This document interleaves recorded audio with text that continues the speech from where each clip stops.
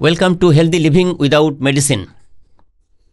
এর আগে আমরা 4টি পর্বে ভালো থাকার পাসওয়ার্ড এই প্রসঙ্গে আলোচনা করেছি। আজকের 5ম পর্ব আরও বিশেষ কয়েকটি প্রসঙ্গ নিয়ে আপনাদের সামনে আমি উপস্থিত হয়েছি, ডক্টর জাকির হোসেন লস্কর। প্রথমেই আমি বলবো, আজকের প্রথম পয়েন্ট হচ্ছে যে ছাত্রছাত্রীদের প্রসঙ্গে তাদের স্কুল ব্যাগ যেন ততটা ভারী না হয়, হালকা স্কুল ব্যাগ। আসলে আমি শুধু স্কুল ব্যাগের কথা বলছি না, কেননা খুব ভারী স্কুল ব্যাগের কারণে তাদের ঘাড়ে পিঠের সমস্যা, আর তাছাড়া বাচ্চারা এখন প্রচুর জাঙ্ক ফুড খায়, ওবেস হয়ে যাচ্ছে। ছোট বাচ্চাদের দেখছি আমরা ডায়াবেটিস মেলাইটাসে আক্রান্ত, তাই না? আপনার অনেকেরই এই অভিজ্ঞতা। এবং তাদের শরীর চর্চা হয় না, কেননা আমরা প্র্যাকটিস করাই না তাদের। আমরা বড়রা করি না বলে আমাদের ছোটরাও আমাদের সঙ্গে সঙ্গে দেখে দেখে তারাও প্র্যাকটিস করে না। তো সব মিলিয়ে তাদের আপনি চাইছেন পড়াশোনা খুব ভালো করাতে, কিন্তু তাকে শারীরিকভাবে তো ফিট রাখতে হবে আপনাকে। সেজন্যে তার স্কুল ব্যাগ যথাযথ ওজনের যেন হয়। এবং এই প্রসঙ্গেই আমি জোর দিয়ে বলতে চাই যে তাকে শরীর চর্চা করান। অনেকেই বলেন, আসলে এগুলো সব এক্সকিউজ, অজুহাত, যে না পাড়াতে তো মাঠ নেই। পাড়াতে নেই, দূরের কোনো পাড়াতে আছে, পেড কোনো এরিয়া আছে যেখানে গিয়ে প্র্যাকটিস হয়। করতে হবে মানে করতে হবে। সন্তানের শারীরিক স্বাস্থ্য, আপনি যেমন চাইছেন সন্তানের খুব মেমোরি ভালো হোক, তার অ্যাটেনশান দারুণ থাকুক, সে দারুণ পারফর্ম করুক পড়াশোনায়, নিশ্চয়ই চাইবেন। কিন্তু সেটা করতে গেলে সবচেয়ে পূর্ব শর্ত হলো শারীরিকভাবে সুস্থ থাকা। তার যথাযথ ঘুম হতে হবে, তার সাধারণ স্বাস্থ্য ভালো থাকতে হবে, তার হেলথ ঠিক থাকতে হবে, তার যেন ইনডাইজেশনের প্রবলেম না হয়। তো এগুলো করতে গেলে, এগুলো ঠিক রাখতে গেলে কিন্তু কিচ্ছু নেই, ডাক্তারবাবুরা পারবেন না। অসুস্থ হবেন, ওষুধ খাবেন, এনজাইম খাওয়াবেন, টনিক খাওয়াবেন, এগুলো তো একেবারে ভুল ধারণা। সে তো আমরা এখন বুঝি সবাই। যখন সচেতন আমরা ছিলাম না অন্য কথা, 20-50 বছর আগে। আজকাল তো আর সেটা নয়, মানুষ অনেক সচেতন। স্বাস্থ্য বিষয়ক পত্রপত্রিকা পাওয়া যায় এখন হাতের মুঠোফোন, সেখান থেকে তথ্য জেনে আমরা করতে পারি। কিন্তু আমরা জানি অনেক কিছু, করি না।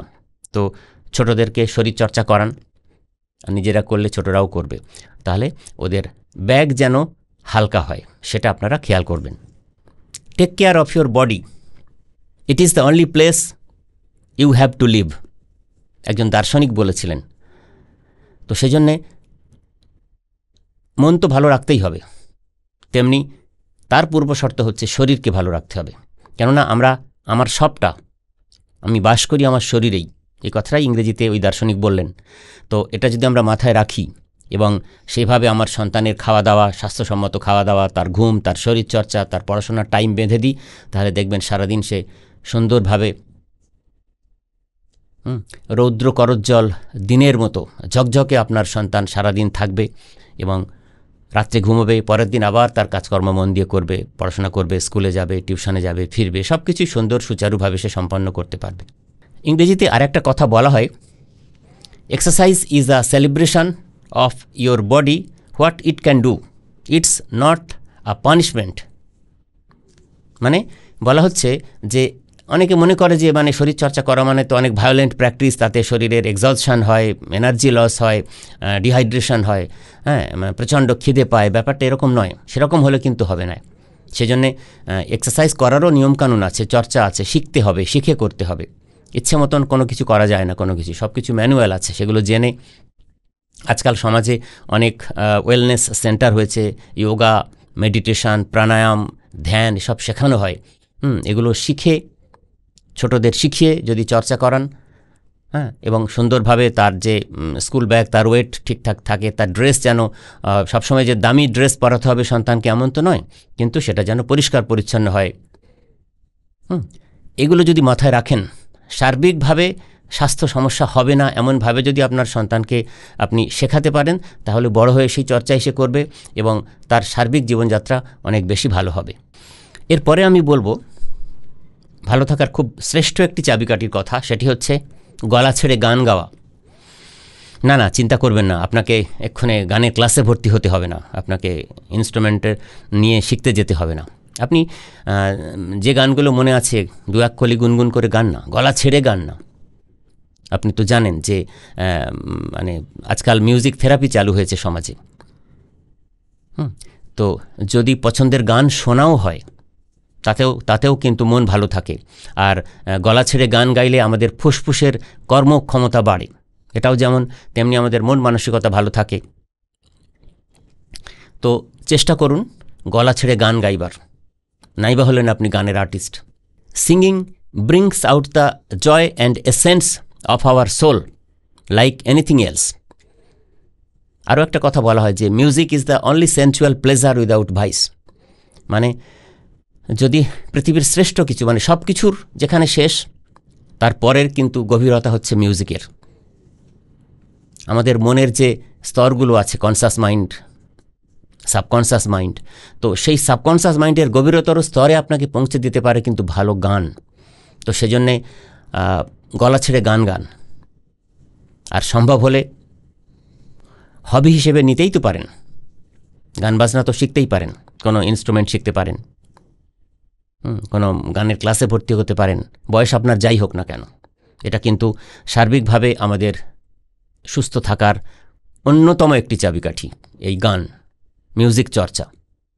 এরপর আমি 3 নম্বর যে পয়েন্টের কথা বলবো, সেটা আমি বলবো যে কোল্ড ড্রিঙ্কস নৈব চ একদম খাবেন না, একদম সাদা জল খাবেন। এই যে কোল্ড ড্রিঙ্কসে একদম এক্সেসিভ সুগার আছে, অতিরিক্ত সুগার আছে, অ্যাডেড সুগার আছে, যেগুলো প্রচণ্ড স্বাস্থ্য সমস্যা তৈরি করে, ডায়াবেটিস, অন্যান্য অনেক রোগ ডেকে নিয়ে আসে। এ তো আপনারা জানেন, কিডনির সমস্যা, অনেক কিছু। তো এগুলো একদম খাওয়া চলবে না, বর্জন করতে হবে।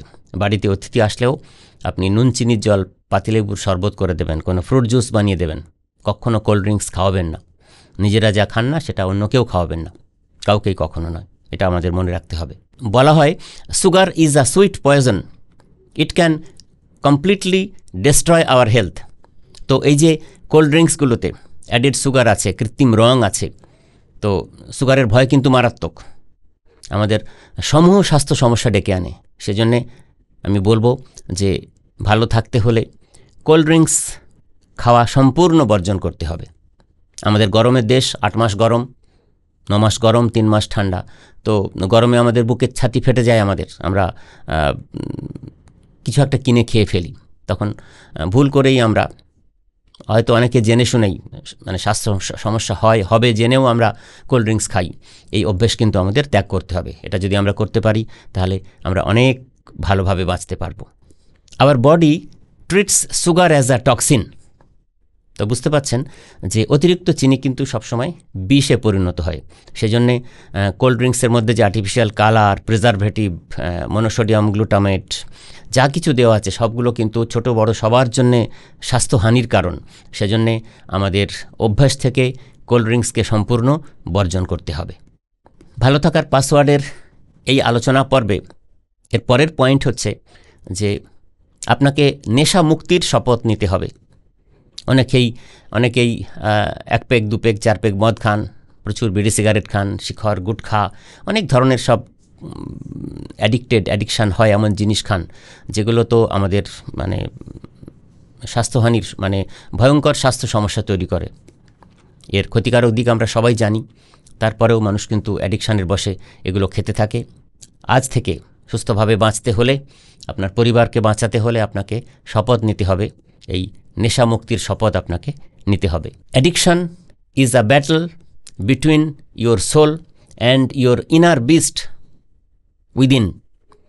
কথাটার মানে হচ্ছে যে এই যে অ্যাডিকশান, আসক্তি, এটা হচ্ছে মানে আমাদের যে সোল, আত্মা, তার সাথে আমাদের ভেতরে না পশুত্ব তো আমাদের মধ্যে দেবত্ব যেমন আছে, পশুত্ব আছে। তো সেই দুজনের মধ্যে, দেবত্ব এবং পশুত্ব, তার যে দ্বন্দ্ব, সেখানে কিন্তু ওই পশুত্ব জিতে যায় তখনই কিন্তু আমরা অ্যাডিকশান বা এই আসক্তির মধ্যে পড়ি, সেটা যাই হোক না কেন।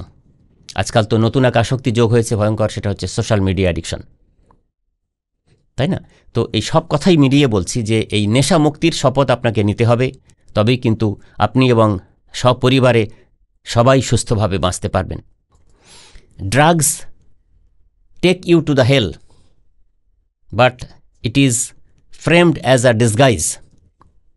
মানে নেশার জিনিস নিলে খুবই আনন্দ হয়, কারণ হাই ডোপামিন অ্যাক্টিভিটিস হয়, খুব আনন্দ হয়, কিন্তু আলটিমেটলি আমাদের জীবনকে ধ্বংস করে দেয়। এটা আমরা জানি। জানার পরেও আমাদের পরিবারের অনেক মানুষ থাকে, বড়রাও আছে ছোটরাও আছে, তারা কিন্তু মদের নেশায় বুঁদ হয়ে থাকে, সোশ্যাল মিডিয়াতে বুঁদ হয়ে থাকে, অথবা বিড়ি সিগারেটের নেশায় বুঁদ হয়ে থাকে, আরও কত কি, চরস, হেরোইন, শেষ নেই। তো খারাপ জিনিস কিন্তু ফ্যামিলিতে সঞ্চারিত হবে। কেউ একজন যদি অ্যাডিক্টেড হয়ে যায়, তার প্রভাব কিন্তু পরিবারে পড়বে, আত্মীয় স্বজনদের মধ্যে পড়বে, সমাজের অন্যদের মধ্যে সঞ্চারিত হবে, সার্বিকভাবে সমাজের অনেক ক্ষতি হবে। একটা এই কঠিন সিদ্ধান্ত যদি আমরা নিতে পারি যে আজ থেকে আমরা পরিবারে সবার জন্য নেশামুক্তির শপথ করলাম, আমরা কোনো রকম অ্যাডিকশানের মধ্যে থাকব না, তাহলে দেখবেন সেই পরিবার অনেক সুখের এবং শান্তির হবে। আজকের আলোচনা এই পর্যন্ত। ভালো থাকার চাবিকাঠি আজকের ছিল পঞ্চম পর্যায়। ভবিষ্যতে কখনো আরও কোনো প্রসঙ্গ নিয়ে ফিরে আসব ভালো থাকার চাবিকাঠি নিয়ে। ধন্যবাদ।